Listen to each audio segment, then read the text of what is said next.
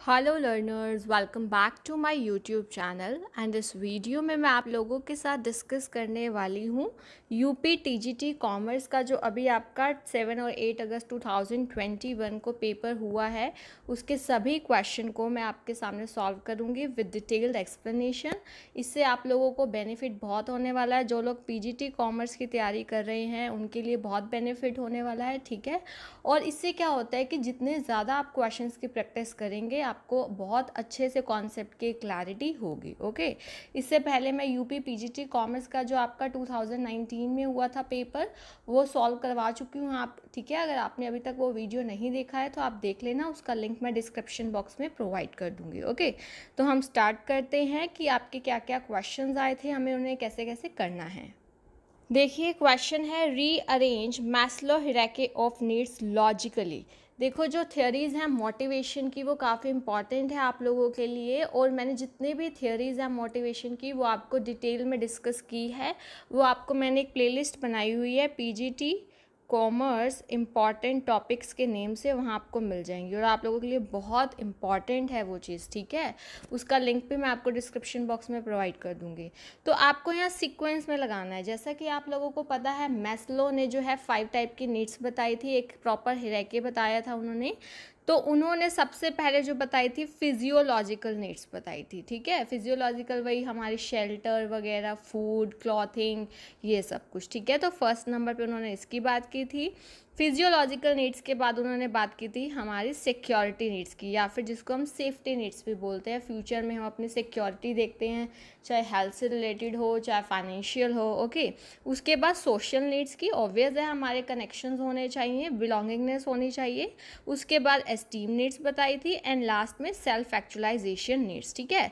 तो first number पे ए, फिर बी वाली आएगी, फिर डी आएगी, फिर सी एंड ई। तो ए वाला ऑप्शन करेक्ट है, आपको इसको प्रॉपर सीक्वेंस में लगाना था। ओके, नेक्स्ट क्वेश्चन देखिए, Hawthorne experiments were carried out by.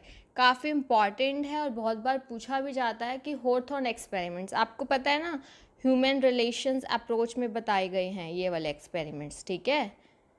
उन्होंने काफ़ी चीज़ों में रिलेशन देखा और उन्होंने देखा कि सबसे ज़्यादा अच्छा इम्पैक्ट पड़ता है ह्यूमन रिलेशंस का उस पर, प्रोडक्शन पे, ठीक है। तो अब आप ये देखिए, हॉथॉर्न एक्सपेरिमेंट्स एल्टन मेयो ने किए थे, ठीक है। ये आपको पता होना चाहिए ह्यूमन रिलेशंस अप्रोच में। नेक्स्ट है, in which type of organisation the rules, duties and responsibilities are given in writing. देखो यहाँ पे सिंपल सी बात है, रिटर्न में किस में होगा रूल्स वगैरह, ड्यूटीज, रिस्पॉन्सिबिलिटीज? फॉर्मल ऑर्गेनाइजेशन में ही होगा ना, क्योंकि फॉर्मल ऑर्गेनाइजेशन में हर चीज़ क्या होती है, प्रॉपर फॉर्मल वे में होती है। रूल्स रिटर्न होते हैं, रिस्पॉन्सिबिलिटीज रिटर्न होती है, तो ये चीज़ ध्यान रखनी है। सो हमारा आंसर यहाँ पे क्या आने वाला है, ए वाला। ओके, नेक्स्ट देखिए, which of the following formula is correct to calculate provision on debtors to be transfer to P&L account. इनमें से कौन सा फॉर्मूला करेक्ट है जो हमने क्या कैलकुलेट करना है, प्रोविजन ऑन डेटर्स, ठीक है, जो कि हमने ट्रांसफ़र करना है P&L अकाउंट में। तो सबसे पहले आप ये समझिए, हम देखो बात कर रहे हैं यहाँ बेड डेट्स की, है ना। अब एक तो बेड डेट्स जो हमारे मतलब हो चुका है, जो पैसा डूब चुका है, और एक अभी हम प्रोविज़न बना रहे हैं, ठीक है, यानी कि चांसेस हैं।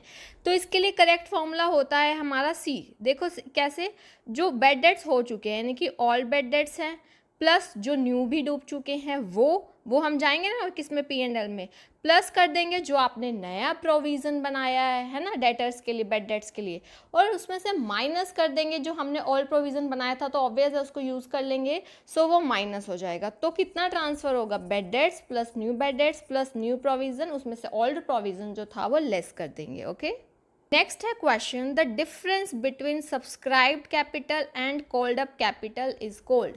जो हमारा सब्सक्राइब कैपिटल और कॉल्ड अप कैपिटल में डिफरेंस होता है उसको क्या बोलते हैं। First of all, subscribe capital क्या होती है कि जितनी कैपिटल मतलब लोग अप्लाई किया है, सब्सक्राइब किया है ना। और उसके बाद कॉल्ड अप कैपिटल, हमने कितना कॉल्ड अप किया है अमाउंट, ठीक है। सपोज 5 लाख सब्सक्राइब्ड कैपिटल है और कॉल्ड अप उसमें से अभी हमने 3 लाख किया है, तो इनके जो बीच का डिफरेंस है 2 लाख, वो होगा अनकॉल्ड कैपिटल, जो अभी नहीं बुलाई गई है कंपनी की तरफ से। सो अनकॉल्ड अप कैपिटल इसका आंसर होगा। नेक्स्ट है amount spent on increasing the seating capacity of a cinema hall is called. देखो यहाँ पे आप कैपिटल एंड रिवेन्यू में जो डिफरेंस है वो क्लियर होना आप लोगों के लिए बहुत ज़्यादा ज़रूरी है। ये बहुत इंपॉर्टेंट है, इससे रिलेटेड आपको 1 या 2 क्वेश्चन मिल जाते हैं, ठीक है। एक चीज़ ध्यान रखना, कैपिटल एक्सपेंडिचर वो होता है जो कि हमारी अर्निंग कैपेसिटी को बढ़ाएगा, ठीक है, ध्यान रखना। कैपिटल एक्सपेंडिचर क्या करता है, हमारी अर्निंग कैपेसिटी को इंक्रीज़ करता है, ठीक है। और जो हमारा रिवेन्यू एक्सपेंडिचर होता है वो क्या करता है, मेंटेन करने में हेल्प करता है, मेंटेन करने में, ठीक है। अब कैसे होगा, जैसे मान लो जैसे आपको इस पे बोला हुआ है कि अमाउंट खर्च किया गया है सिनेमा हॉल की सीटिंग कैपेसिटी को बढ़ाया है, यानी कि सपोज और चेयर्स लगवा दी होंगी, अगर और चेयर्स लगवाई होंगी तो उससे आपकी अर्निंग कैपेसिटी बढ़ेगी, तो that will B an example of capital expenditure. और अगर यही कहा होता कि 2-3 सीट्स को रिपेयर करवाया है तो यहाँ पे मेंटेन करने के लिए हमने किया है, तो that will be our revenue expenditure. तो इन छोटी छोटी चीज़ों का आप लोगों ने ध्यान रखना है। नेक्स्ट देखिए, repairs of second hand machinery purchased is debited to repairs account, it is an error of. देखो ये जो एरर्स हैं हमारी, एक कुछ ट्रायल बैलेंस जो शो कर देता है, कुछ ट्रायल बैलेंस शो नहीं करता, ये आप लोगों के लिए बहुत ज़्यादा इंपॉर्टेंट है। जैसे error of omission, commission, principle, compensating, है ना, ये काफ़ी इंपॉर्टेंट है आप लोगों के लिए जानना। अब हम क्वेश्चन को देखते हैं कि जो सेकेंड हैंड मशीनरी की रिपेयर्स थी जो अभी हमने परचेज़ की है। अब एक बात देखिए, आपने सेकेंड हैंड मशीनरी परचेज़ की है, उसको सही कंडीशन में लाने के लिए आपने उसका रिपेयर अभी अभी परचेज़ किया है ना, तो उसको वो अभी आपकी अर्निंग कैपेसिटी को बढ़ाएगी, आपने इसी वजह से परचेज़ की होगी, तो उसको सही बनाने के लिए अब ये आपका क्या होना चाहिए था, कैपिटल एक्सपेंडिचर होना चाहिए था। क्यों, क्योंकि अब आपको इसको कहाँ डेबिट करना चाहिए था, उसी एक बार मशीनरी की कॉस्ट में ही ऐड करना चाहिए था, क्योंकि अभी हमने परचेज़ किया है उसको, है ना। सो यहाँ पे हमने डेबिट कर दिया रिपेयर अकाउंट में, ठीक है। रिपेयर में तो तब होता है जब हम इसको रिवेन्यू एक्सपेंडिचर मानते हैं, लेकिन ये गलती है, ये कैपिटल एक्सपेंडिचर है, इसको कहाँ करना चाहिए था, मशीनरी के में ही। तो ये प्रिंसिपल में क्या है कि आप जो अकाउंटिंग प्रिंसिपल्स हैं उसको फॉलो नहीं करते हैं, तो जब वो एरर आती है, तो यहाँ पे आप ये देखिए इसमें क्या आएगा, यहाँ पे एरर हमारा कौन सा है, एरर ऑफ प्रिंसिपल, बिकॉज यहाँ पे कैपिटल एक्सपेंडिचर को रिवेन्यू एक्सपेंडिचर ट्रीट कर लिया गया है। नेक्स्ट देखिए, which of the following is not an accounting convention. Accounting convention concepts आप लोगों के लिए बहुत इंपॉर्टेंट है, ठीक है, इससे आपके क्वेश्चंस बहुत आते हैं, चाहे वो पीजीटी कॉमर्स में हो चाहे टीजीटी में।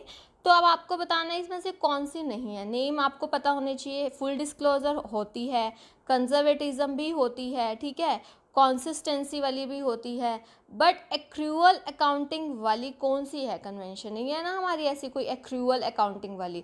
सो हमारा इसमें जो क्या आएगा, यहाँ पे सी वाला आंसर आएगा, ओके। नेक्स्ट क्वेश्चन है, every voucher should be signed by. जो हर एक वाउचर है उसको कौन साइन करेगा। वाउचर क्या होता है, एक हमारा डॉक्यूमेंट्री एविडेंस होता है ट्रांजैक्शंस को चेक करने का, क्रॉस वेरीफाई करने का, है ना, हम करते हैं ना ऐसा, ऑडिटिंग में तो बहुत यूज़ होता है। तो अब हर वाउचर को कौन साइन करेगा, देखो अलग अलग ऑर्गेनाइजेशन में अलग अलग पर्सन हो सकते हैं उसके लिए रिस्पॉन्सिबल, ठीक है। तो हम इसके लिए ये तो नहीं कह सकते कि हर ऑर्गेनाइजेशन में अकाउंटेंट करता है या मैनेजर या अकाउंट्स ऑफिसर, हम सबसे बेस्ट यही कह सकते हैं कि जो भी उस ऑर्गेनाइजेशन में इस चीज़ के लिए रिस्पॉन्सिबल ऑफिशियल होगा, बिल्कुल करेक्ट बनेगा ये। नेक्स्ट देखिए question, auditing is mandatory for. Auditing किसके लिए जरूरी है, फर्स्ट आपको दिया है ट्रस्ट, सेकंड दिया है जॉइंट स्टॉक कंपनीज, थर्ड है सेल प्रोप्रिएटरशिप एंड डी है पार्टनरशिप फर्म। सो इसका आंसर आप लोग मुझे कमेंट सेक्शन में बताएंगे कि ऑडिटिंग जो है किसके लिए मैंडेटरी है। नेक्स्ट देखिए, the verification of the authority and authenticity of transaction recorded in the books of account is called.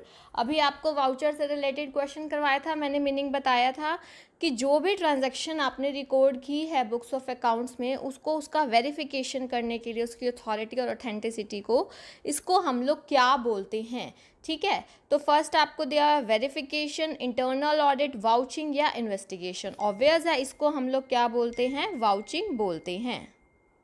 उसके बाद देखिए, primary purpose of advertising is to. देखो एडवर्टाइजिंग हम लोग क्यों करते हैं, लोगों को क्या करने के लिए, इन्फॉर्म करने के लिए अपने प्रोडक्ट या सर्विस के बारे में, उनको परसुएड करने के लिए, एनकरेज करने के लिए कि वो ख़रीदे, और रिमाइंड करवाने के लिए भी करते हैं कि मान लो एक टाइम उन्होंने परचेज़ कर लिया है तो दोबारा से वो उस प्रोडक्ट या सर्विस को ले, सो उनको रिमाइंड करवाने के लिए। तो तीनों के तीनों ही, ऑल ऑफ दी अबव जो है हमारा आंसर आएगा। नेक्स्ट है question, in order to implement the provisions of partnership deed the firm prepares. देखो, अगर हमारी जो पार्टनरशिप डीड है उसके प्रोविजंस को आप क्या करने के लिए, इम्प्लीमेंट करने के लिए, जैसे पार्टनरशिप डीड में सारा कुछ बताया होता है, कितना इंटरेस्ट ऑन कैपिटल मिलने वाला है, इंटरेस्ट ऑन ड्राइंग कितना चार्ज होगा, सैलरी, कमीशन, बोनस, ये सब कुछ जो पार्टनर्स को मिलना है। तो इसके लिए हम क्या प्रिपेयर करते हैं पार्टनर्स के लिए, profit and loss appropriation account. उसमें आप सारा कुछ दिखाते हैं ना, डेबिट में क्या आता है, जैसे आपने उनको इंटरेस्ट दिया है कैपिटल पे, सैलरी वगैरह, ये सब कुछ हम शो करते हैं। नेक्स्ट है हमारा ड्राइंग अकाउंट, किस टाइप का अकाउंट है। देखो, आप लोगों को ये चीज़ें पता होनी चाहिए नॉमिनल, रियल, पर्सनल के बारे में, ठीक है। जैसे अब आप P&L प्रिपेयर करते हो, एक्सपेंसेस वगैरह आते हैं, इनकम्स वगैरह आती हैं, वो हमारे नॉमिनल से रिलेटेड है जनरली। बैलेंस शीट में आपके पास रियल अकाउंट्स आते हैं, पर्सनल अकाउंट भी आते हैं, ठीक है। रियल में जो आपके पास एसेट्स हैं इस टाइम, ठीक है, जैसे मशीनरी वगैरह है, कैश है, रियल अकाउंट से रिलेटेड है। बट जो भी पैसा आपका अदर पार्टी से रिलेटेड है, जैसे किसी से आपने लेना है पैसा या किसी को देना है ना, तो दैट विल बी, अब ड्राइंग है, ठीक है, ड्राइंग की है, कैपिटल में से हम माइनस करते हैं, सो ये हमारा क्या है कि पर्सन से रिलेटेड है, ड्राइंग की गई है उनके द्वारा, तो ये पर्सनल अकाउंट होता है हमारा। नेक्स्ट है purchase book is use to record. जो हम परचेज बुक करते हैं वो क्या रिकॉर्ड करने के लिए करते हैं। देखो, क्रेडिट परचेज के लिए करते हैं हम लोग। अगर कैश में ही होगा तो वो तो कैश बुक में ही अलग से आ जाएगा। यहाँ बात की जा रही है परचेज बुक किस लिए प्रिपेयर की जाती है। परचेज बुक की जाती है all credit purchases of goods, okay. Next है क्वेश्चन, एक company has spent ₹20,000 on the painting of its building, it should be recorded as. अब आप देखिए, बिल्डिंग में कोई हमने अलग से कुछ एडिशन नहीं किया है, ऐसा नहीं कोई कमरा बनवाया हो या कुछ भी, हमने जस्ट पेंटिंग उसकी करवाई है उसकी प्रॉपर मेंटेनेंस के लिए। तो अभी आपको मैंने एग्जांपल बताए थे, तो ये हमारा क्या हो जाएगा, रेवेन्यू एक्सपेंडिचर। उसके बाद देखिए, depreciation on fixed assets is an example of. Fixed assets पर डेप्रिसिएशन लगा है, वो किसका एग्जाम्पल होता है, वो आपका देखो डेप्रिसिएशन रेवेन्यू एक्सपेंडिचर है। उसके बाद देखिए, a trial balance show. Trial balance क्या शो करता है, फर्स्ट है the balance of profit and loss account, ठीक है, ये तो बिल्कुल गलत है ना। Complete accuracy of accounting done by accountant, complete यानी कि बिल्कुल एक्यूरेसी चेक करने के लिए। सी है arithmetical accuracy of ledger balances, यही होता है। अब आप क्या करते हैं, जर्नल के बाद लेजर में पोस्टिंग करते हैं, फिर वो जो बैलेंसेस होते हैं अकाउंट्स को, उनको लेजर उसमें ट्रायल बैलेंस में लेके जाते हैं, फिर आप देखते हैं दोनों साइड मैच हो रही है या नहीं। सो ट्रायल बैलेंस हमारी क्या शो करता है, arithmetical accuracy of ledger balances. Next question देखिए, Ashoka limited purchased a machine from Tata and sons for ₹1,50,000, this is, ये क्या है। देखिए, आपको सबसे पहले ट्रांजैक्शन और इवेंट में डिफरेंस क्लियर होना चाहिए, ठीक है। देखो, इवेंट में हम सारी इंसिडेंट्स और अकरेंसेस इंक्लूड करते हैं जो हमारे बिजनेस से रिलेट करते हैं, सभी, मैं वर्ड यूज़ कर रही हूँ, ऑल इंसिडेंट्स जिनका हमारे बिजनेस पे इम्पैक्ट पड़ता है। बट ट्रांजैक्शंस का नेचर थोड़ा नैरो है, ठीक है, इवेंट्स थोड़ा वाइडर लेवल पे है, ट्रांजैक्शंस का नेचर थोड़ा नैरो है। ट्रांजैक्शंस में हम वो इवेंट्स लेते हैं जिनका इमीडिएट और मॉनेटरी इम्पैक्ट है बुक्स ऑफ अकाउंट्स पे, ध्यान रखना, immediate and monetary word use हुआ है। सो यहाँ पे देखिए, परचेज की है machine from Tata and sons for ₹1,50,000, this is a transaction. Next है, which of the following function is not performed by reserve bank of India. जो रिजर्व बैंक ऑफ इंडिया है, इसमें से कौन सा फंक्शन परफॉर्म नहीं करता है। तो सबसे पहले आपको आरबीआई, जिसको हम सेंट्रल बैंक बोलते हैं इंडिया का, एपेक्स बैंकिंग इंस्टीट्यूशन है, उसके फंक्शंस क्या क्या हैं। देखो, करेंसी नोट्स इशू करता है, बिल्कुल करता है, क्रेडिट को कंट्रोल करता है, ठीक है, foreign exchange management and control करता है, बट पब्लिक से मतलब क्या करना, पब्लिक से डिपॉजिट्स को एक्सेप्ट करना ये कमर्शियल बैंक्स वगैरह करते हैं, ये आरबीआई नहीं करता। आरबीआई जनरल पब्लिक से डीलिंग नहीं करता। हाँ, वो बैंकर ऑफ द गवर्नमेंट और बैंकर ऑफ द बैंक्स जरूर कहलाता है, बट जनरल पब्लिक नहीं। सो ये वाला हमारा आंसर आएगा सी वाला। ओके, नेक्स्ट देखिए, the law of demand states that if other things remain same. देखो लॉ ऑफ डिमांड क्या कहता है, आप सिंपली पढ़िए। लॉ ऑफ डिमांड ये कहता है कि हमारा क्या रहता है, किसमें रिलेशनशिप हमारा इन्वर्स रहता है, प्राइस और डिमांड में। अगर किसी चीज़ का प्राइस बढ़ेगा उसकी क्वांटिटी डिमांडेड कम हो जाएगी, ठीक है, अगर बाकी चीज़ों को हम सेम माने। So there is always an inverse relationship between price and demand. Okay, next question है, memorandum of association is dash, मतलब आपको बताना है इनमें से मेमोरेंडम ऑफ एसोसिएशन क्या है। सो देखिए, आप लोगों को ये पता होना चाहिए कि मेमोरेंडम ऑफ एसोसिएशन सबसे इम्पॉर्टेंट डॉक्यूमेंट है कंपनी का, उसे उसका अदर नेम है charter of the company. Okay, अब आप ये देखिए कि articles of association, memorandum, prospectus, इनके बारे में आपको बेसिक इन्फो ज़रूर होनी चाहिए, इनसे रिलेटेड आपको क्वेश्चन पूछा जा सकता है। सो मेमोरेंडम ऑफ एसोसिएशन क्या कहलाता है, कंपनी का चार्टर। नेक्स्ट है question, the most dominating cause of environmental pollution is.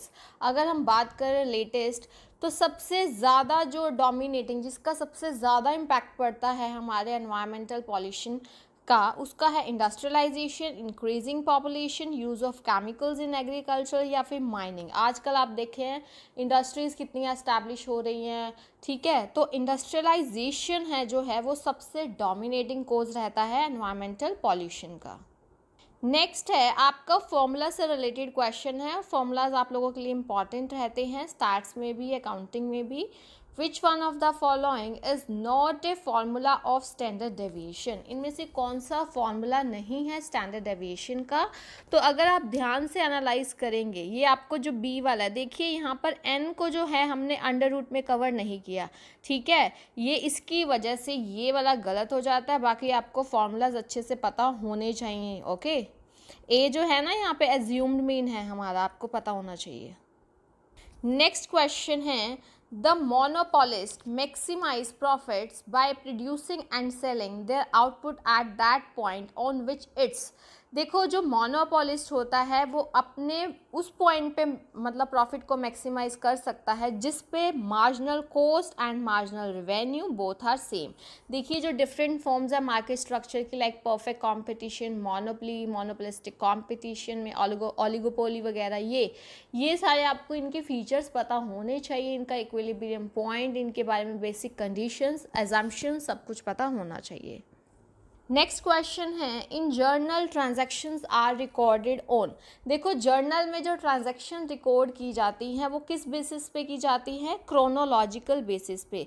Chronological word किससे जुड़ा है, टाइम के बेसिस पे। आप देखते हो ना, टाइमली आप रिकॉर्ड करते हो डेट्स के बेसिस पे, जो पहले डेट है उसका पहले रिकॉर्ड होगा, डेली बेसिस पे होती है ना रिकॉर्डिंग। सो जर्नल में क्रोनोलॉजिकल बेसिस पे ट्रांजैक्शंस को रिकॉर्ड किया जाता है।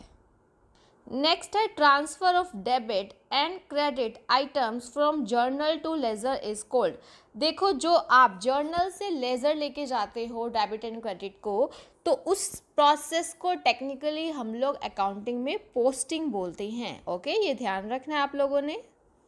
नेक्स्ट है question, which one of the following is not an element of coordination. Coordination क्या होता है कि हमने ग्रुप एफर्ट्स को प्रॉपर हार्मनी में लेके जाना है ताकि ऑर्गेनाइजेशनल ऑब्जेक्टिव को अचीव किया जा सके, आपस में म्यूचुअल अंडरस्टैंडिंग हो, कॉपरेशन हो, प्रॉपर कम्युनिकेशन जा रहा है, ठीक है। तो कौन सा नहीं है, कॉपरेशन भी है, म्यूचुअल अंडरस्टैंडिंग तो बहुत ज़रूरी है, कम्युनिकेशन भी है, बट मोटिवेशन तो एक अलग से कॉन्सेप्ट आ जाता है ना हमारा, यहाँ पे कोऑर्डिनेशन की बात हो रही है एलिमेंट्स की। नेक्स्ट है, अ receipt issued by commodity officer of the ship when the cargo is loaded on the ship. जब कार्गो को लॉडेड किया जाता है शिप पे, तो जो कमोडिटी ऑफिसर रिसिप्ट देता है उसको हम लोग मेड रिसिप्ट बोलते हैं। और अब आप लोगों ने एक काम करना है, देखो एक चीज़ ध्यान रखना, जो बिल ऑफ लेडिंग है वो इससे अलग है। बिल ऑफ लेडिंग इशू किया जाता है किसके बाद, मेड रिसिप्ट का यूज़ करके फिर बाद में प्रिपेयर किया जाता है, ठीक है।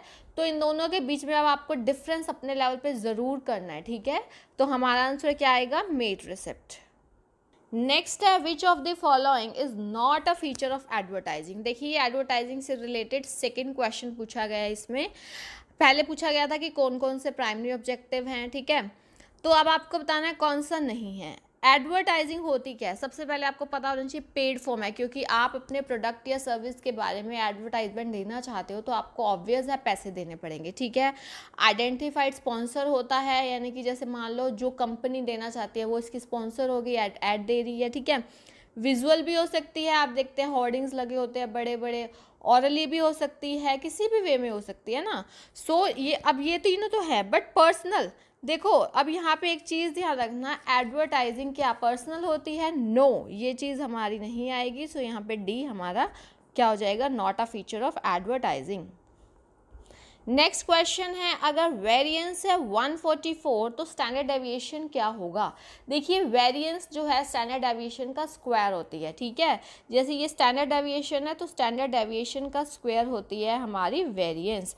अब 144 दिया हुआ है, 144 आपका वेरिएंस है। अगर आपने यहाँ से स्टैंडर्ड डेविएशन निकालना है तो 144 का अंडर रूट करेंगे तो आपके पास कितना आ जाएगा, 12। नेक्स्ट है question, after completion of the audit of a company the auditor should submit its report to the. जब ऑडिट कंप्लीट हो जाता है तो ऑडिटर को रिपोर्ट किसको देनी पड़ती है? गवर्नमेंट को, कोर्ट को, पब्लिक को या शेयर होल्डर्स को? शेयर होल्डर्स को देते हैं ना, क्योंकि जनरल हम कंपनी की बात कर रहे हैं तो शेयर होल्डर्स ओनर्स होते हैं, उनको रिपोर्ट सबमिट करनी चाहिए कि ट्रू एंड फेयर व्यू रखा जा रहा है या नहीं, ये सब चीज़ें। नेक्स्ट है question, in sinking fund for redemption of debentures account जो कि किया जाता है क्रिएट, तो जो अमाउंट है ट्रांसफ़र किया जाता है every year from reserve account, P&L account, capital account या सरप्लस अकाउंट। तो इसका आंसर जो है आप लोग मुझे कमेंट सेक्शन में बताएंगे, बहुत ही ईजी क्वेश्चन है। नेक्स्ट है पर्टिकुलरली डेफिनेशन दी हुई है और आपको बताना है कि ये डेफिनेशन किस पर्सन ने प्रोवाइड किया, और डेफिनेशन जैसे जैसे आपको पता चलती हैं तो उसको नोट डाउन किया कीजिए, क्योंकि वैसे तो बहुत वास्ट है लेकिन जितनी हम कर सकते हैं अपने लेवल पे उतनी तो आपको ज़रूर करनी चाहिए। ये वाली डेफिनेशन जो है मैनेजमेंट की किसने दी है? कौन सी definition? Management is the art of knowing what you want to do and then seeing that it is done in the best and the cheapest way. तो ये डेफिनेशन किसने दी है? FW टेलर ने। ओके, ये चीज़ ध्यान रखना। नेक्स्ट है, a systematic examination of books and records of a business is called. जब हम एग्जामिनेशन की बात कर रहे हैं सिस्टमैटिक वे से books and records of a business, तो उसको हम लोग क्या बोलते हैं? उसको हम लोग बोलते हैं ऑडिटिंग। ऑडिटिंग में यही देखा जाता है, उसका एग्जामिनेशन अच्छे से किया जाता है, जांच परख की जाती है ट्रू एंड फेयर है या नहीं है। नेक्स्ट है question, the balance amount in the joint life insurance policy reserve account. देखो जॉइंट लाइफ पॉलिसी जो है उसका रिजर्व अकाउंट ट्रांसफ़र कैसे किया जाता है, किसको किया जाता है? All the partners capital account, सबके कैपिटल अकाउंट में किया जाता है ना ट्रांसफ़र।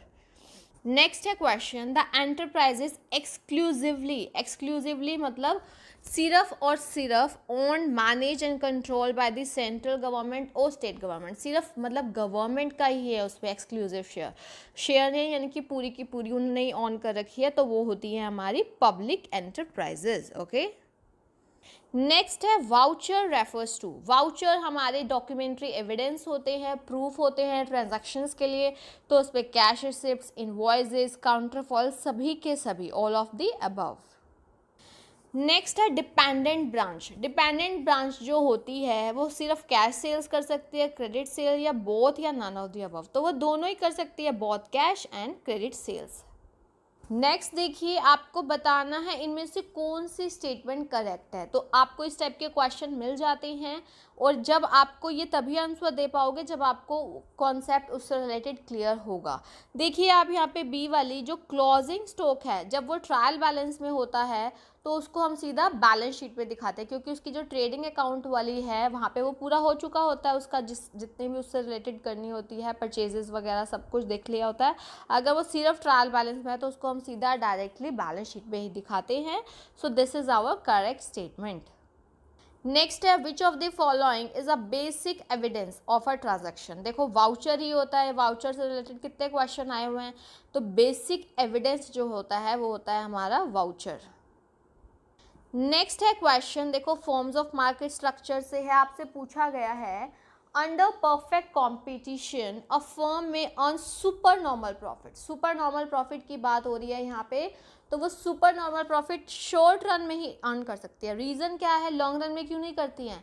लॉन्ग रन में तो अब देखो, अगर प्रॉफिट्स अर्न कर रही होंगी तो और फर्म इजीली, आपको पता है फ्री एंट्री एंड एग्जिट होता है परफेक्ट कंपटीशन में, तो इजीली एंटर कर जाएंगी। अगर वो फर्म्स एंटर कर जाएंगी तो सप्लाई फिर से बढ़ जाएगा, मतलब लेवल इक्वल हो जाएगा। फिर वही बात हो जाएगी ना कि सुपर नॉर्मल प्रॉफिट अर्न नहीं कर पाएंगी, तो ऑब्वियस है शॉर्ट रन में ही कर पाती हैं। नेक्स्ट है which of the following have Contra entry. Contra entry क्या होती है, आपने देखा होगा कि जब कैश और बैंक कॉलम आते हैं हमारी कैश बुक पे, कैश भी आता है, बैंक का कॉलम भी आता है, और 3 कॉलम में तो डिस्काउंट का भी आ जाता है ना। तो अगर आपने सपोज कैश डिपॉजिट किया है बैंक में या कैश विड्रॉ किया है, तो दोनों में होगा ना इसका इफेक्ट, कैश पे भी पड़ेगा और बैंक पे भी पड़ेगा। तो इसमें आएगा 3 कॉलम कैश बुक। अगर 2 कॉलम दिया होता तो वो भी हो जाता, 2 कॉलम अगर इसकी जगह होता तो वो आंसर हो जाता। कैश और बैंक 2 कॉलम्स होते, 3 कॉलम में डिस्काउंट भी साथ आ जाता है। बट सिंपल कैश बुक, पेटी cash book, all cash books नहीं आएगा इसका आंसर। नेक्स्ट है which of the following is not a source of finance for a company. कौन सा सोर्स नहीं है? देखो अब इक्विटी शेयर कैपिटल है, चाहे प्रेफरेंस शेयर कैपिटल है, चाहे डिबेंचर्स है, तो इससे तो फाइनेंस आएगा ना। बट जो फिक्स्ड एसेट्स है उस पर तो हमारे फंड्स की एप्लीकेशन होगी हमारे फाइनेंस की, सो फिक्स्ड एसेट्स हमारा आंसर आएगा, बिकॉज हमसे पूछा है not a source of finance. Next question देखिए, 4 फीचर ऑफ शेयर से रिलेटेड जनरली आपको एक क्वेश्चन मिल जाता है। A company forfeited 100 equity shares of ₹10 each, ठीक है, on which a final call of ₹4 share was unpaid। यानी कि ₹4 शेयर अनपेड थे, तो इसका मतलब ₹6 जो है वो कंपनी ने क्या कर लिए हैं, फॉरफिट कर लिए हैं। तो एट व्हाट मिनिमम रेट पर share the shares can be री इशूड। ये आपको मैंने पीजीटी कॉमर्स वाले में भी बताया था कि री इशू मतलब मिनिमम। अब आप ये देखिए कि जितना आप डिस्काउंट ज़्यादा से ज़्यादा कितना दे सकते हो, बात ये है डिस्काउंट आप उतना दे सकते हो जितना कि आपने जो है, जैसे आपने फॉरफिट कर लिए हैं ₹6, तो अब आप ये देखिए ज़्यादा से ज़्यादा आप ₹6 डिस्काउंट दे सकते हो। इसका मतलब मिनिमम कम से कम ₹4 पे तो आपको इशू करना ही पड़ेगा री इशू। ऐसा नहीं आप कि ₹3 में कर देंगे, क्योंकि जब ₹3 में करेंगे तो ₹7 डिस्काउंट हो जाएगा, और जबकि वो ऐसा नहीं है रूल के अकॉर्डिंग। ज़्यादा से ज़्यादा आप ₹6 डिस्काउंट दे सकते हो जो आपने फॉरफिट किया है। सो हमारा आंसर क्या आएगा, ₹4। ओके, नेक्स्ट है ऑडिटिंग बिगिंस। ऑडिटिंग क्या होता है, वही systematic examination of books of account where dash ends. Obvious है जहाँ अकाउंटिंग एंड होगी, अकाउंटिंग खत्म होगी, फिर ऑडिटिंग क्या होगी, स्टार्ट होगी। नेक्स्ट है question, which of the following is not a form of large scale retail trading. Large scale यानी कि बड़े लेवल पर रिटेल ट्रेडिंग की बात हो रही है, तो आप देखिए डिपार्टमेंटल स्टोर आएगा, सुपरमार्केट आएगा, मल्टीपल चेन स्टोर आएगा, या फिर प्रोविजन स्टोर आएगा। तो इसका आंसर आप लोग मुझे कमेंट सेक्शन में बताओगे। ओके, देखिए अब पूछा है on the dissolution of a firm the amount realise from an unrecorded asset is transfer to. जब फर्म का डिसोल्यूशन होता है तो अनरिकॉर्डेड एसेट का अमाउंट कहाँ जाता है, रियलाइजेशन अकाउंट बनाते हैं ना हम लोग, उसमें। ओके, नेक्स्ट है according to Malthus the population of a country grows. ये आपका क्वेश्चन इसमें पीजीटी कॉमर्स का जो पहले हुआ था 19 में, उससे भी पूछा गया था। तो ये वाला क्वेश्चन रिपीट होता है बहुत, और उन्होंने बोला था ज्योमेट्रिकली पॉपुलेशन बढ़ती है, और इसके साथ जो कंपेयर किया था फूड प्रोडक्शन, वो अर्थमेटिकली उन्होंने बोला था ग्रो करता है। ओके, नेक्स्ट है accounting equation assets is equal to liabilities plus owners equity. ये किसके थ्रू रिप्रेजेंट होती है, आप देखते हैं ना बैलेंस शीट में हम लोग देखते हैं, एक साइड एसेट्स होती हैं हमारी और एक साइड लाइबिलिटी। लाइबिलिटी में हमारी ओनर इक्विटी भी आ जाती है और अदर लाइबिलिटीज भी। सो ये हमारा बैलेंस शीट में डिपिक्ट होता है, क्योंकि वो हम इक्वल की बात करते हैं। नेक्स्ट है which one is not the method of collecting primary data. Primary और सेकेंडरी डाटा में क्या डिफरेंस होता है, प्राइमरी डाटा फर्स्ट हैंड खुद से कलेक्ट करते हो, सेकेंडरी डाटा ऑलरेडी जो पब्लिश्ड है। तो कौन सा नहीं है मेथड? आप फर्स्ट वाला ही देखिए, इकोनॉमिक सर्वे पब्लिकेशन, ये ऑलरेडी पब्लिश्ड है तो ये सेकेंडरी डाटा का हो गया ना। सो हमसे ये पूछा कौन सा नहीं है प्राइमरी डाटा का, सो हमारा आंसर क्या आएगा? ए। बाकी आप देखिए, direct personal investigation, indirect oral investigation, schedules to be filled by enumerators, all are primary data, ठीक है, मतलब डाटा के लिए यूज़ किए जाते हैं। नेक्स्ट है हमारा question, unearned income is considered as. देखो अनअर्न्ड इनकम होती क्या है? अनअर्न्ड मतलब हो जाता है जो अभी आपने अर्न नहीं की है, ठीक है, अभी आपने कमाई नहीं है, तो वो अगर आपको एडवांस में, मतलब अगर हम बात करें तो वो आपकी एक टाइप की क्या हो जाती है? लाइबिलिटी है, ठीक है, ये आपकी अभी लाइबिलिटी है। नेक्स्ट है the central value of a serially arranged series is known as. Serially arrange, चाहे आप असेंडिंग ऑर्डर में करें, ठीक है, चाहे आप डिसेंडिंग ऑर्डर में करें, आप वो कब करते हैं? मीडियन में। पोजिशनल एवरेज है ना, पहले आप उनको चाहे असेंडिंग चाहे डिसेंडिंग वे में अरेंज करते हैं, फिर आप सेंट्रल वैल्यू निकालते हैं। तो ऐसा हम लोग किस में करते हैं? क्या फाइंड आउट करने के लिए? मीडियन को फाइंड आउट करने के लिए करते हैं। ओके, नेक्स्ट है question, pricing strategies include. Pricing strategies में क्या क्या इंक्लूड होता है? हम लोग ऑप्शन पढ़ते हैं। फर्स्ट है प्रीडेटरी प्राइसिंग, सेकंड है प्राइस फिक्सिंग, सी है डिसेप्टिव प्राइसिंग। देखो सभी की सभी प्राइसिंग स्ट्रेटेजी हैं, ऑल ऑफ दी अबव आएगा। देखो जो अगर मैं बात करूँ प्रीडेटरी प्राइसिंग की, इसमें क्या होता है कि प्राइजेस को इतना लोअर रखा जाता है कि जो कॉम्पिटिटर है उसके लिए compete करना काफ़ी ज़्यादा टफ हो जाता है, ठीक है, मतलब ये कई जगह तो इलीगल भी माना गया है इसको। और डिसेप्टिव में, डिसेप्शन वर्ड से बना है, जैसे धोखा देना है ना। डिसेप्टिव प्राइसिंग में आप क्या करते हैं कि इस टाइप से प्राइस करते हैं कि आप धोखा ही दे रहे हैं एक टाइप से, जैसे अब हम क्लियरेंस सेल्स वगैरह होती हैं, या फिर क्या किया, वैसे तो आपने जो प्राइस है उसका एकदम पहले क्या किया, बढ़ा के दिखा दिया मार्कअप प्राइस, फिर उस पर आपने बोल दिया कितने % उस पर छूट मिलने वाली है, और चाहे वो छूट के बाद भी प्राइस आपका ज़्यादा है, मतलब आपने कस्टमर के माइंड के साथ खेला है इसमें डिसेप्टिव प्राइसिंग में। सो ये तीनों की तीनों ही हमारी क्या है? प्राइसिंग स्ट्रैटेजीज हैं। नेक्स्ट क्वेश्चन देखिए, an asset was purchase for ₹5 lakh, ठीक है, एक एसेट को परचेज किया गया, उस पर डाउन पेमेंट यानी कि उस टाइम पेमेंट की गई 1 लाख की, and the bill accepted for ₹4 lakh. अब आप सबसे पहले ये समझिए कि ये बिल्स रिसीवेबल होगा या पेएबल। देखो आपने कोई चीज़ परचेज की है, ठीक है, आपने 5 लाख की चीज़ परचेज किया है और आपने 1 लाख जो है उसकी क्या कर दिया? डाउन पेमेंट कर दिया है, बाकी का 4 लाख के लिए आपने बिल एक्सेप्ट किया है। इसका मतलब वो आपके लिए क्या हो जाता है? वो आपके लिए बिल्स पेएबल है क्योंकि आपने पैसे देने हैं, ठीक है।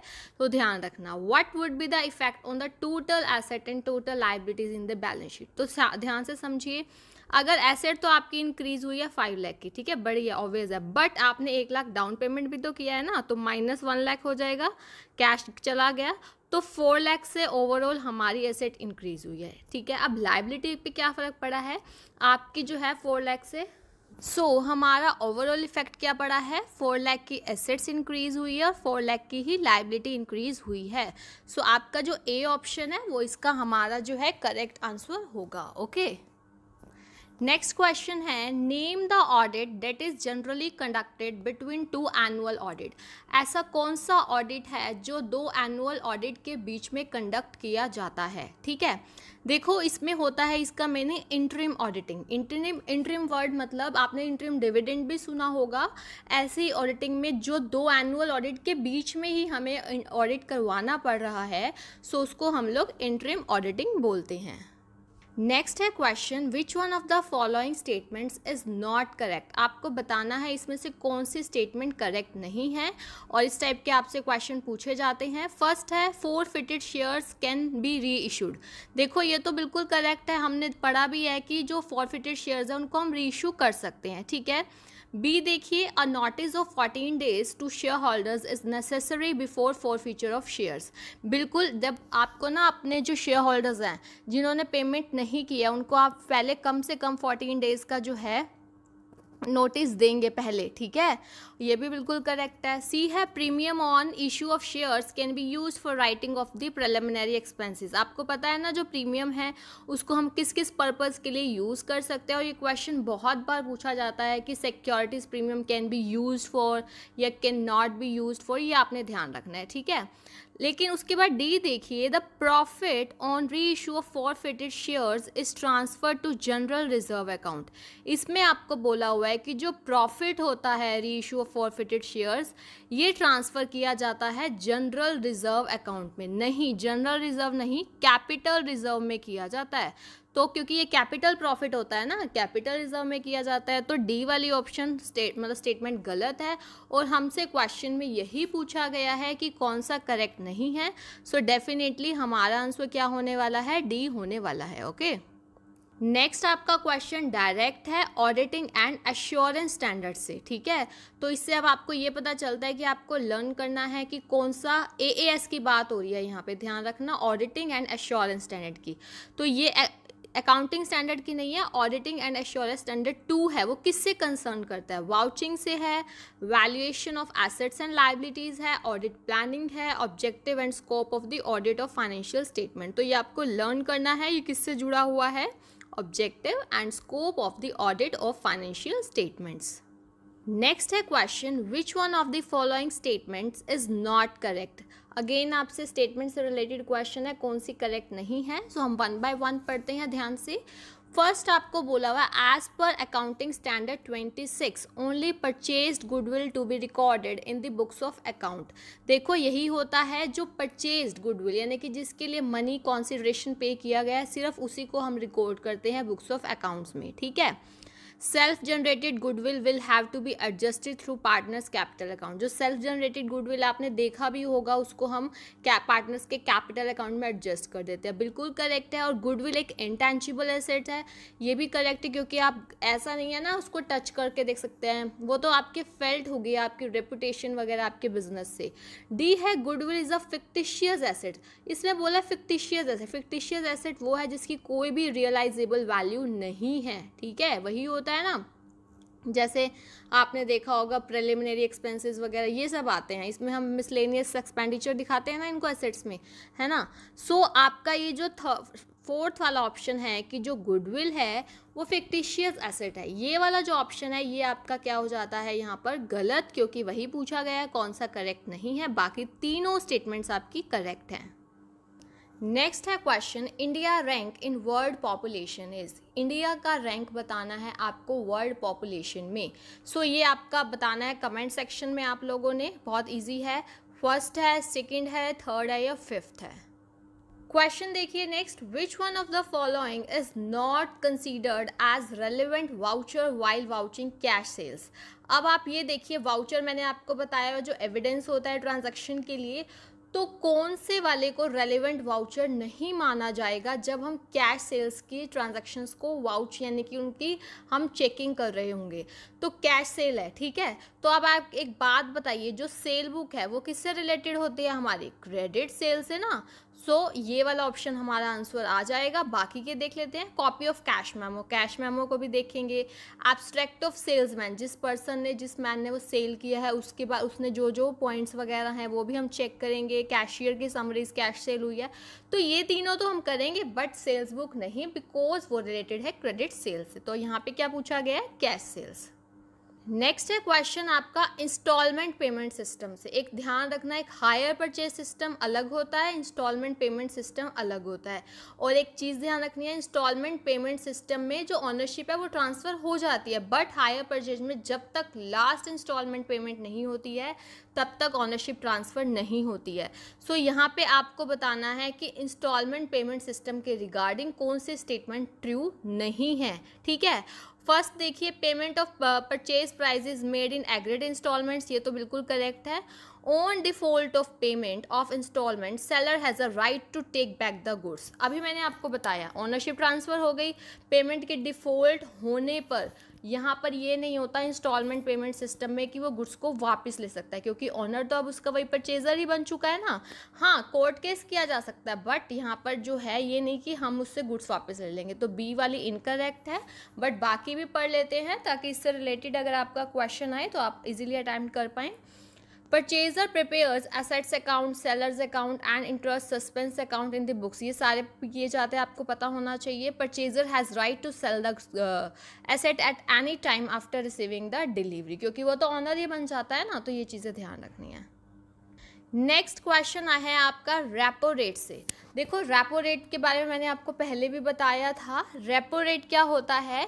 जिस रेट पे कमर्शियल बैंक जो है बोरो करते हैं आरबीआई से। Repo rate is a rate at which commercial bank borrow from the RBI, ठीक है। और एक आपका बैंक रेट होता है, वो भी उस पर भी वही होता है, बट रेपो रेट एक रीपरचेज एग्रीमेंट होता है। और रेपो रेट ध्यान रखना शॉर्ट टर्म होता है, और जो बैंक रेट है वो लॉन्ग टर्म के लिए होता है। ये थोड़ी छोटी चीज़ें ध्यान रखनी है। और आपको अपने एग्जाम के लिए अब latest repo rate, latest bank rate, ये सब पता होना चाहिए। आप लोग मुझे कमेंट सेक्शन में बताएंगे ये सभी क्या चल रहा है अब latest repo rate, okay. Next है question, the basic accounting equation is based on. जो हमारी अकाउंटिंग इक्वेशन है वो किस पे बेस्ड है? हमारी अकाउंटिंग इक्वेशन कौन सी है? Assets is equal to capital plus liability, यही पढ़ते हैं हम ना, या लाइबिलिटी प्लस ऑनर्स इक्विटी, ठीक है, यही पढ़ते हैं हम। Liability plus owners equity is equal to assets. तो वो किस पे बेस्ड है? ड्यूअल एस्पेक्ट कॉन्सेप्ट पे, आपको पता ही है ये चीज़। Next an item is considered material if it. देखो यहाँ पे जो टर्म यूज़ हुई है मटेरियल, उसका मतलब रॉ मटेरियल या इससे नहीं, इसका मतलब है मटेरियल मतलब इम्पॉर्टेंट।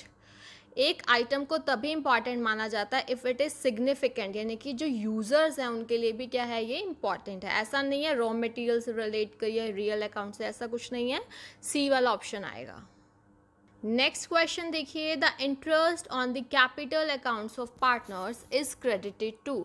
जो कैपिटल मतलब जो पार्टनर्स के कैपिटल पे जो इंटरेस्ट होता है वो कहाँ क्रेडिट किया जाता है? पार्टनर्स के कैपिटल अकाउंट में ही। आपने देखा होगा ना, इंटरेस्ट ऑन कैपिटल डेबिट होता है टू पार्टनर्स, जो भी पार्टनर्स हैं उनके कैपिटल अकाउंट में वो क्या हो जाता है? क्रेडिट।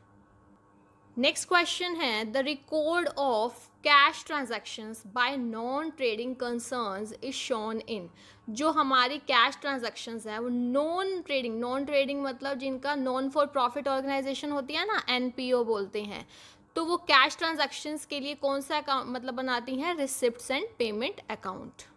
नेक्स्ट क्वेश्चन है, the measure of the variation of the items. Variations हमने देखनी होती है तो हम किससे देखते हैं? डिस्पर्शन से, ठीक है, स्टैट्स में है ना। इसके मीन्स होते हैं स्टैंडर्ड डेविएशन, मीन डेविएशन। जब हम डेविएशन वेरिएशन की बात करते हैं सो हम किसको पढ़ते हैं? मेजर्स ऑफ डिस्पर्शन को। नेक्स्ट क्वेश्चन है, the ability to change human needs into human wants is called. कि एबिलिटी होना ह्यूमन नीड को ह्यूमन वांट्स में चेंज करने की। नीड्स और वांट्स में डिफरेंस होता है, आप लोगों को पता होना चाहिए। नीड में तो हमारी बेसिक, जैसे अब हमें क्या होता है, जैसे प्यास लगी है, भूख लगी है, इस टाइप से, ये तो हमारी नीड है। बट अगर सपोज किसी को भूख लगी है, ठीक है, हंगर है, हंगरी है, तो ये तो हमारी नीड है। बट वांट होगा कि हम किस स्पेसिफिक चीज़ को खाना चाहेंगे, है ना। जैसे अगर हम कहें कि हम कहें कॉर्नफ्लेक्स खाने, अब वो क्या करेगा? जो सेल्समैन है, जो कॉर्नफ्लेक्स सेल करना चाहता है, वो उसका काम क्या होगा? जो ह्यूमन नीड है, यानी कि जो उसकी भूख है, हंगर है, उसको वो किस में कन्वर्ट करेगा कि क्या खाए उसको सेटिस्फेक्शन मिले? कॉर्नफ्लेक्स, ठीक है। तो इस टाइप से, तो इसमें ह्यूमन नीड्स को ह्यूमन वांट्स में कन्वर्ट करने की एबिलिटी किस में होती है? सेल्समैनशिप में, ठीक है। सी वाला आंसर आएगा। नेक्स्ट क्वेश्चन है, which of the following is not the function of a business office. यहाँ पे देखिए, ध्यान से पढ़िए। बिजनेस ऑफिस के फंक्शन में रिसिप्ट ऑफ लेटर्स आएगा, प्रोवाइडिंग इंफॉर्मेशन आएगा, फाइलिंग एंड एंडोर्सिंग आएगा, बट डिसीजन मेकिंग यहाँ बिजनेस ऑफिस का पार्ट नहीं होगा, ठीक है। तो ये तीनों हमारे होंगे, बट हमसे पूछा कौन सा नहीं होगा। नेक्स्ट क्वेश्चन देखिए, according to the double entry system से salary pay to a clerk Ramesh is, salary pay की है, चाहे किसी को भी पे की हो, सैलरी जब पे की है एक्सपेंस है, और expenses all the expenses and losses हमारे किस में आते हैं, नॉमिनल में। अपने गोल्डन रूल याद रखने हैं अकाउंटिंग के, so it is a nominal transaction.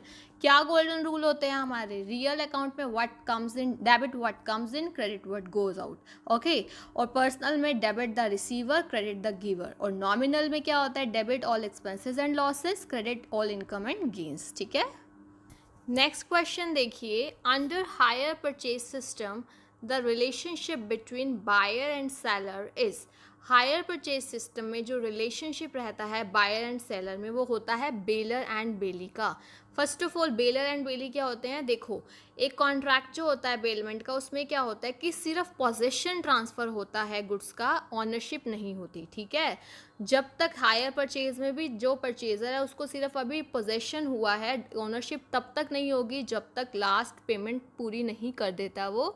तो इसीलिए हायर परचेज सिस्टम में जो रिलेशनशिप रहता है बायर एंड सेलर के बीच में, that is of bailor and bailee, okay.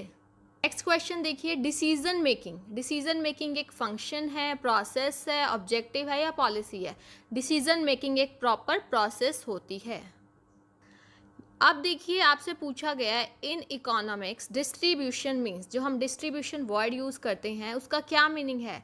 देखो फैक्टर्स ऑफ प्रोडक्शन की हम बात करते हैं, so distribution of income among factors of production, land, labour, capital, entrepreneur, इनके बीच में।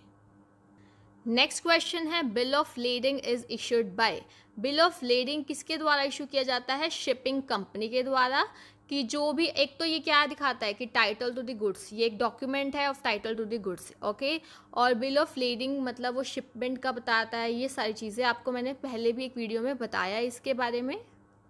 नेक्स्ट क्वेश्चन देखिए, ये रिपीट क्वेश्चन है, मतलब पहले वीडियोस में डिस्कस हो चुका है। At the time of retirement of a partner, profit on revaluation of assets and liabilities is credited to, क्या किसको होता है, capital account of retiring partner, capital accounts of all the partners in their old profit sharing ratio, या फिर capital accounts of remaining partners in their gaining ratio, या फिर remaining partner का new profit sharing ratio पे। इसका answer आप लोग मुझे कमेंट सेक्शन में बताएंगे।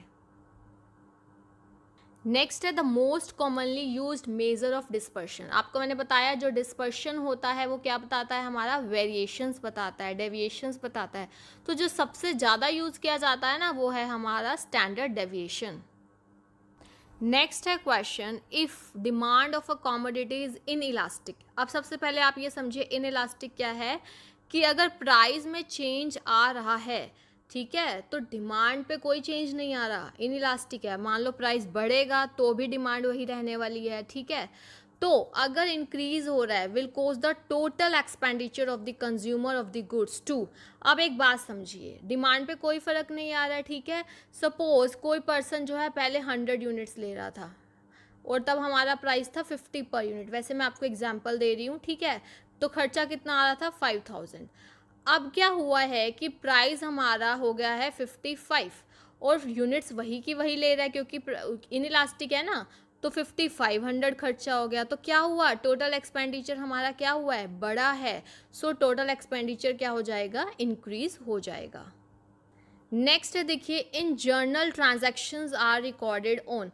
आप जर्नल में जब ट्रांजैक्शंस रिकॉर्ड करते हैं डेली बेसिस पे होती है ना, क्रोनोलॉजिकल ऑर्डर में, टाइम के बेसिस पर, ठीक है। नेक्स्ट क्वेश्चन है, it is given in adjustment that during the accounting year the trader distributed goods worth ₹5000 as free samples while preparing final accounts, this will be shown in. ध्यान रखना ये adjustment में बोला गया है, जो एडजस्टमेंट्स होती हैं हमारी फाइनल अकाउंट्स के नीचे दी होती हैं, तो उसमें अगर आपको बोला हुआ है कि 5000 की गुड्स को as a free sample distribute किया गया है। देखिए एक तो इसकी वजह से हमारा क्या इफेक्ट होगा, इसकी एंट्री क्या होगी, पहले तो आपको ये पता होना चाहिए। देखो हम इसको क्या मानते हैं, ये एडवर्टाइजमेंट का ही खर्चा है, ठीक है, या फिर फ्री सैंपल से भी डेबिट कर देते हैं। तो हम करते हैं एडवर्टाइजमेंट डेबिट, और गुड्स जब जा रही हैं तो परचेजेस टू परचेजेस, ठीक है, क्योंकि गुड्स कम हो रही हैं हमारी, तो अब इससे क्या होगा, ट्रेडिंग पे भी हमारा आएगा और प्रॉफिट एंड लॉस पे भी फ़र्क, दोनों पे, both in trading and profit and loss account, दोनों पे ही इसका फ़र्क पड़ेगा। नेक्स्ट क्वेश्चन देखिए, in a company internal auditor is appointed by, internal auditor कौन अपॉइंट करता है, जो मैनेजमेंट होती है यानी कि बोर्ड ऑफ डायरेक्टर्स अपॉइंट करते हैं। नेक्स्ट देखिए, स्ट्रैटेजिक प्लानिंग, स्ट्रैटेजिक प्लानिंग एक हाई लेवल की प्लानिंग होती है हर चीज़ को ध्यान में रखते हुए, तो ये कौन करती है, हमारी टॉप लेवल मैनेजमेंट। नेक्स्ट है देखिए, ledger is an accounting book in which, ledger में क्या ओनली रियल अकाउंट्स आते हैं, यानी कि देखो एसेट्स वगैरह उस पर सारे ही आते हैं, चाहे रियल हो, चाहे नॉमिनल हो, चाहे पर्सनल हो, सभी के सभी आते हैं ना।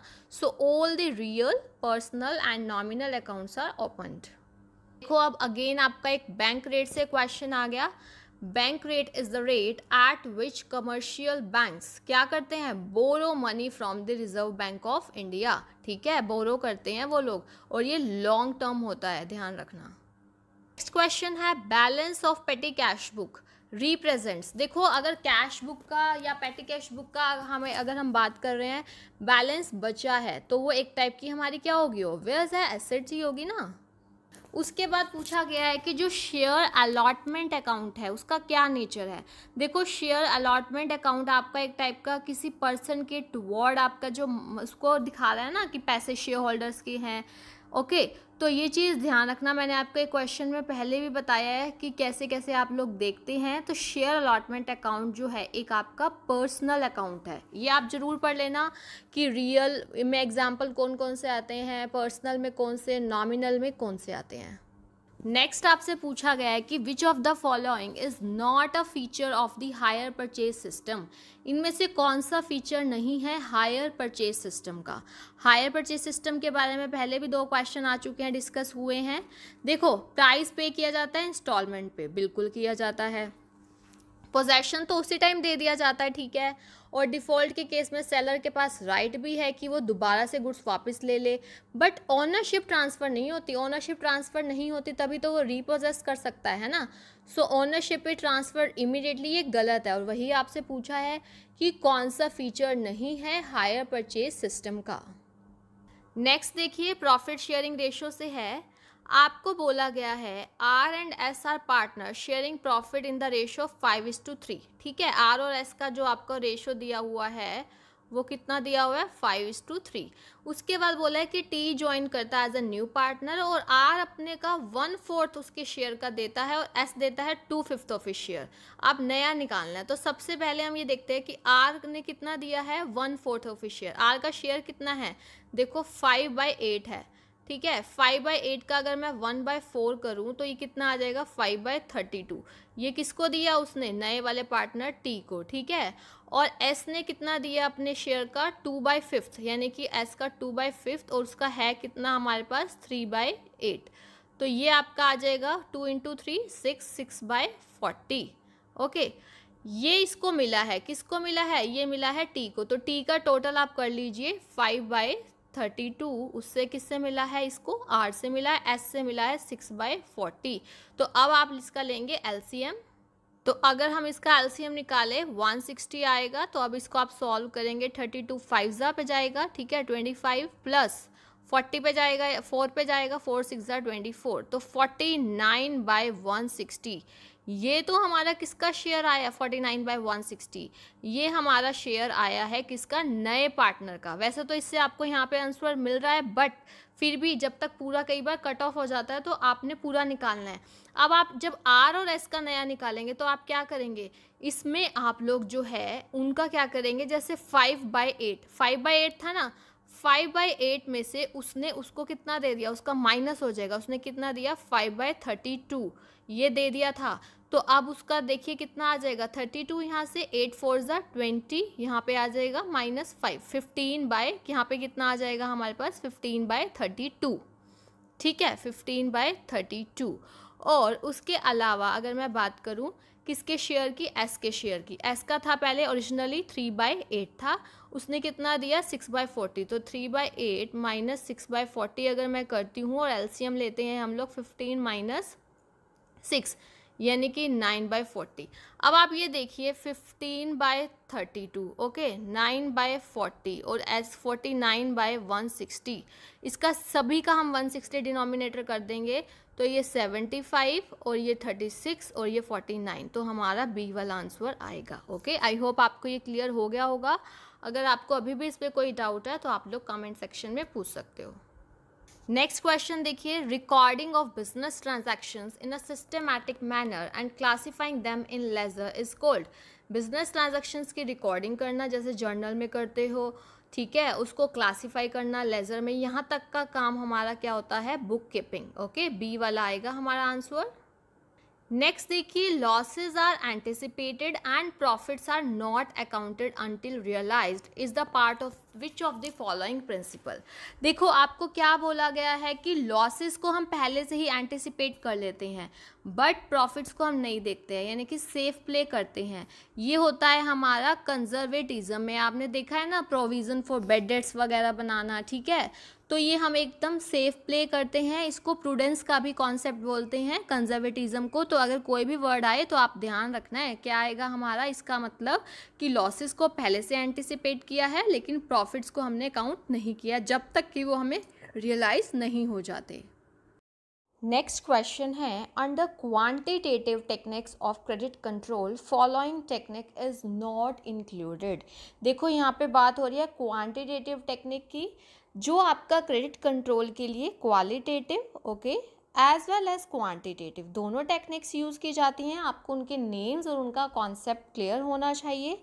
अगर मैं बात करूँ क्वांटिटेटिव टेक्निक्स की, तो हम उसमें ओपन मार्केट ऑपरेशंस यूज़ करते हैं, variable cash reserve ratio and bank rate policy. But जो रेशनिंग ऑफ क्रेडिट लिमिट है वो हमारा क्वालिटेटिव में है, ठीक है। तो एक बार आप अपने एग्ज़ाम से पहले ज़रूर इनके बारे में अच्छे से पढ़ के जाना है आप लोगों ने, ठीक है। सो यहाँ पे हमारा आंसर क्या आने वाला है, सी।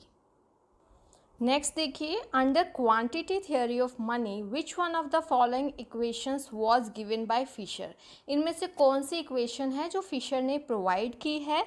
तो आप लोगों को ये चीज़ ध्यान रखनी है, उन्होंने प्रोवाइड की है दिस वन, ठीक है।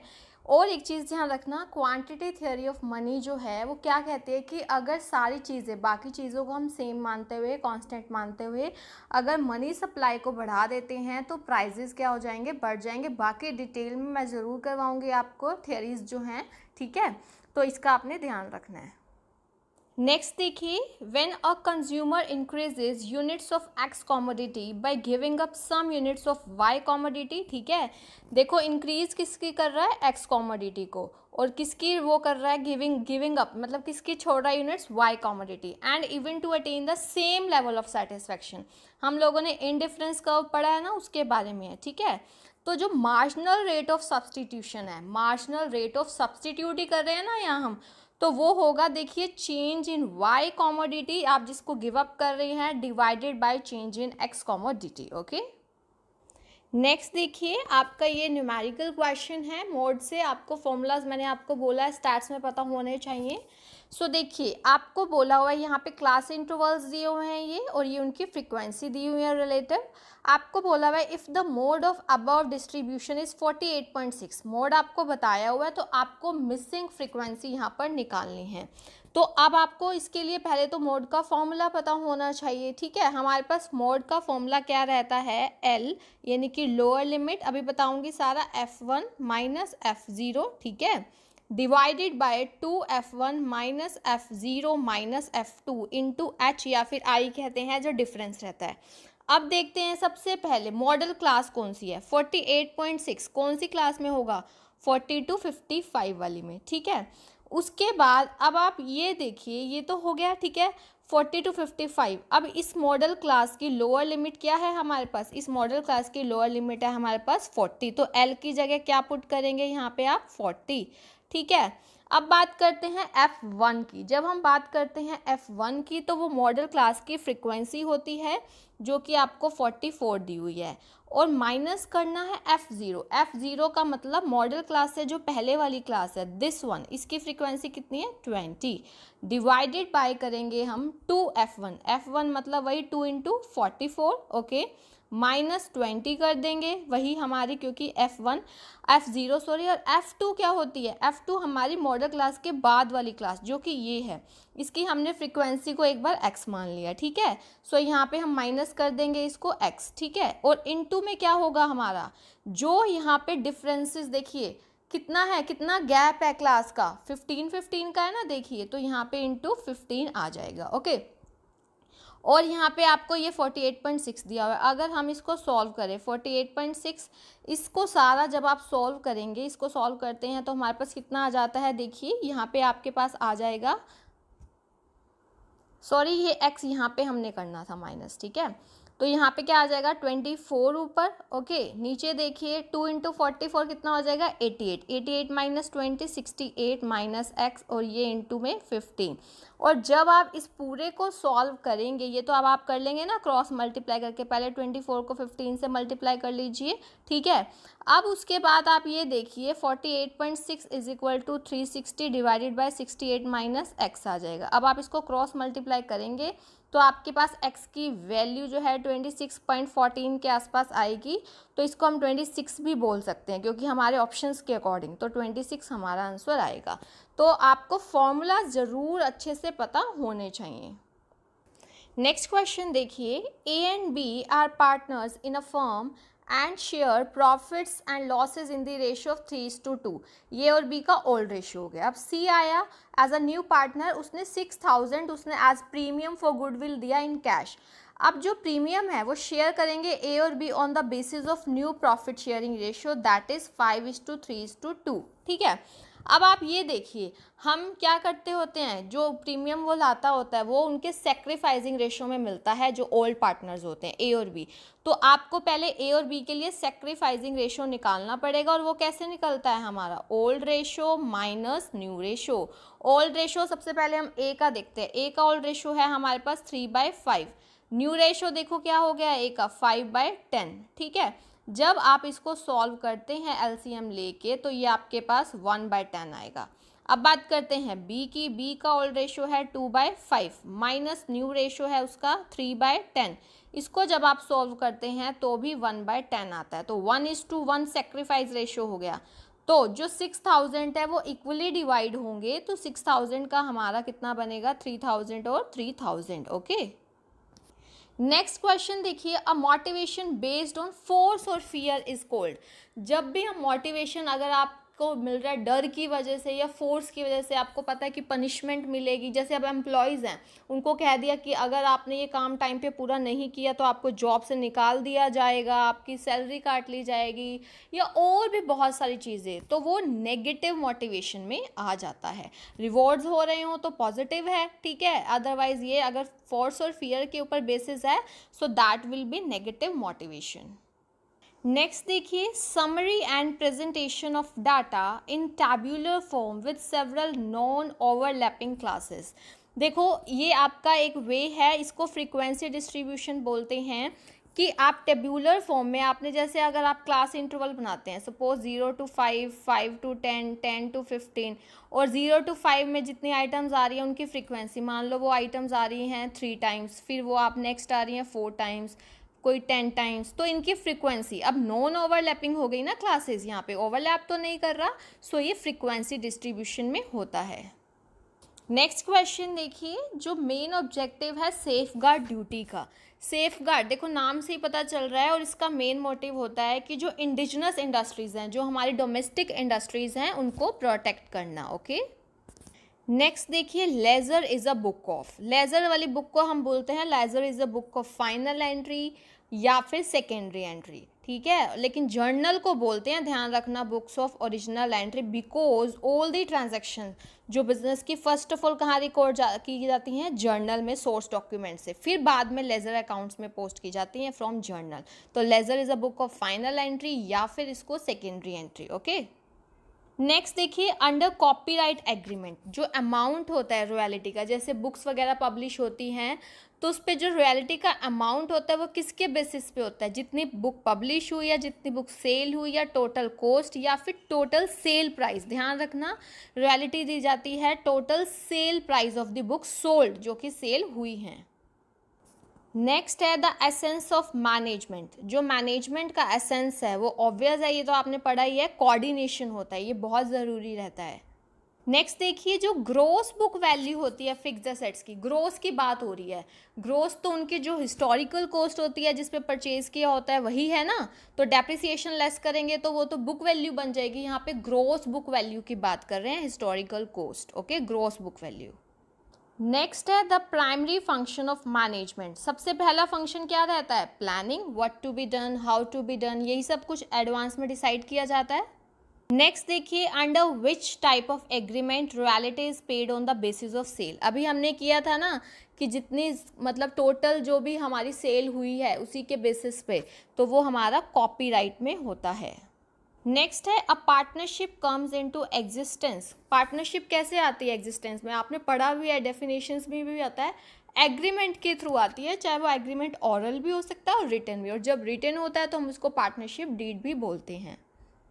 नेक्स्ट देखिए, the process that entails a proper and rational distribution of work between the members of the staff of the organisation. देखो, प्रॉपर और रैशनल डिस्ट्रीब्यूशन होता है हमारा, वो इंटरनल चेक में होता है कि इस टाइम से काम डिवाइड कर दिया जाता है कि ऑटोमेटिकली अगला पर्सन जो काम करेगा वो पहले वाले का ऑटोमेटिकली चेक हो जाएगा, ठीक है। सो ये इंटरनल चेक में हमारा आता है, ठीक है।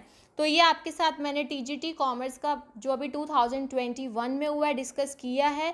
आपको ये अच्छे से करना है। अगर कोई क्वेश्चंस रह गए हैं तो आप मुझे ज़रूर कमेंट सेक्शन में बताना, ओके। और अगर अभी तक आप लोगों ने इस यूट्यूब चैनल को सब्सक्राइब नहीं किया है देन यू कैन सब्सक्राइब और बेल आइकन को प्रेस कर सकते हो, बिकॉज आप लोगों को काफ़ी हेल्प मिलेगी आपकी पीजीटी कॉमर्स वगैरह की तैयारी में भी, ओके, या नेट कॉमर्स की। Thank you so much, keep learning and have a nice day.